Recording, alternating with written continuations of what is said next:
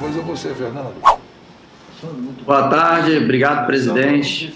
Prazer estar falando aqui com o presidente Barra Torres.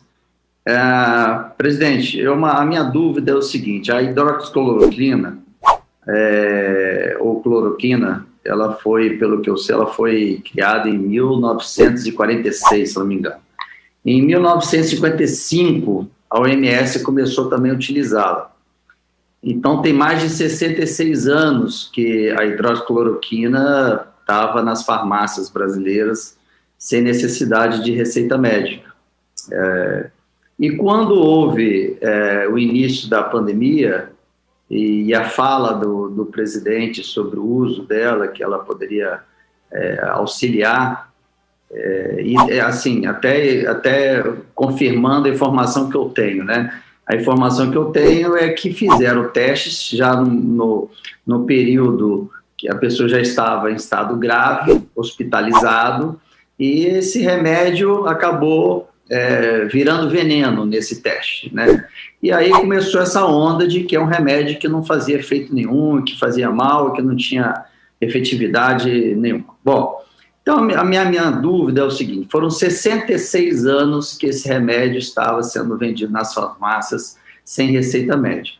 E de uma hora para outra veio-se o discurso de que ela causava arritmia, problemas cardíacos, infarto, mortes súbitas e tudo mais. E, quer dizer, tornou essa medicação como se fosse um veneno absoluto e assustador, né? Assim que a imprensa, todo mundo falou, sempre faz o discurso até hoje, até agora, há poucos minutos.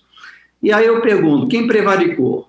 Quem que deixou durante 66 anos, avisar que essa medicação seria tão perigosa, tanto ao ponto que todos colocam, ou ela não é tão perigosa, mas se tornou obrigatório a receita médica para não ter uma invasão e acabar esvaziando as farmácias para outras doenças, né? Pode ter sido uma estratégia também, mas que essa estratégia de exigir a receita para que não faltasse para as outras enfermidades causou uma sensação de que, opa, peraí, essa medicação é perigosíssima ao ponto de dar um infarto, né? E aí eu queria saber a posição da agência. Ela prevaricou, não prevaricou, as medidas que foram tomadas foram de precaução? Qual é a sua posição referente a isso? Porque até hoje, como o senhor mesmo já repetiu aí diversas vezes, há testes ainda sendo utilizados com a hidroxicloroquina na fase inicial da doença, isso que eu sempre escutei, né, na fase inicial, e que isso deve durar até final do ano. Bom, então não tem conclusão nenhuma. Então muita gente tem afirmado, né, que isso não já está comprovadamente confirmado, que a hidroxicloroquina não tem efeito. Pronto, essa afirmação é uma mentira, porque isso a gente pode ter no dia 31 de dezembro desse ano, conforme o senhor nos colocou aqui, certo? Então a minha pergunta é essa: houve a prevaricação durante 66 anos, essa medicação ela ainda não pode ser afirmada como não tem efeito, ou ela pode continuar sendo afirmada que está em processo de pesquisa e essa resposta teremos na data tal? Essas seriam as minhas perguntas. Senador, boa tarde. As perguntas que o senhor fez, né? Vamos recapitular a história. A cloroquina, ela é aproximadamente ali dos anos 30,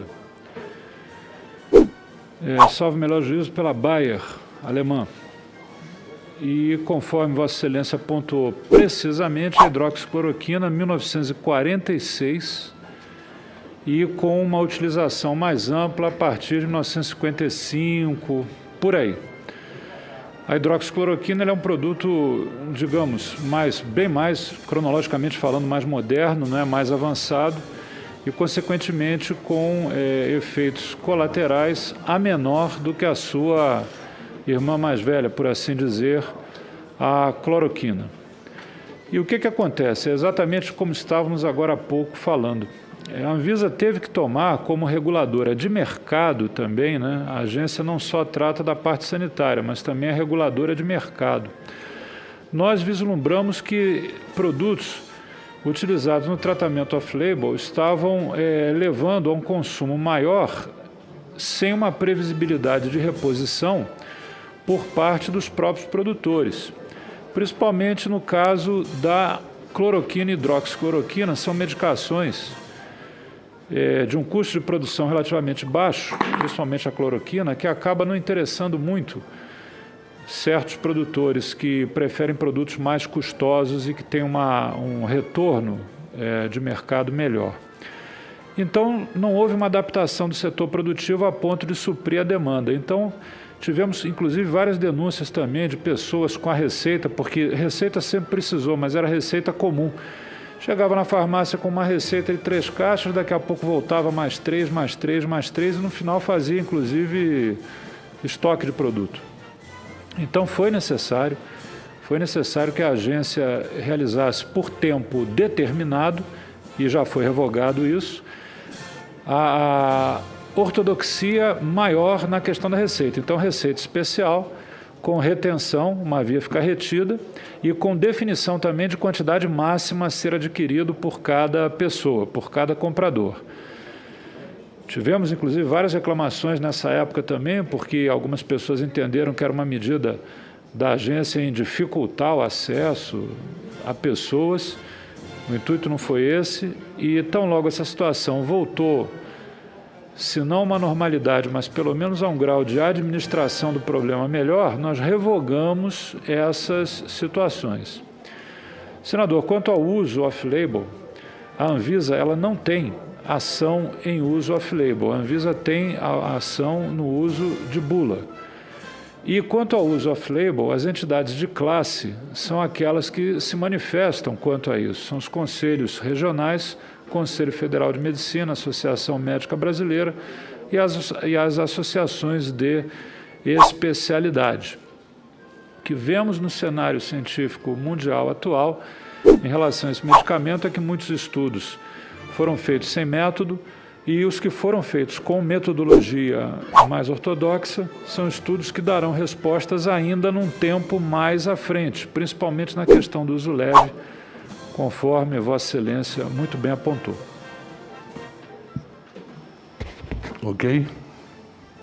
Eu já te agradeço, tá respondido, fico feliz com a resposta, e exatamente dentro do que eu sempre pensei. Então, acho que vale afirmar aqui a todos os senadores, todos que estão assistindo, a imprensa, que o discurso de que as pesquisas já apontaram a ineficácia da hidroxicloroquina, essa frase não é uma verdade.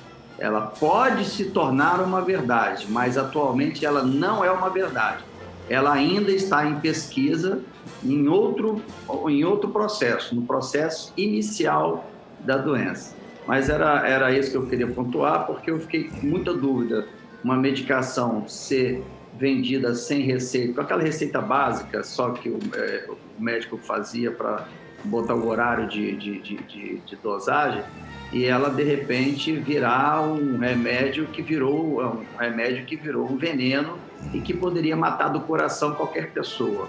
E isso, para mim, sempre foi um discurso mentiroso de quem era contrário a esse tratamento, a essa prevenção.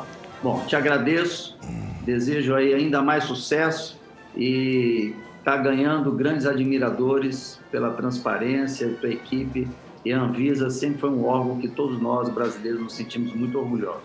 Obrigado.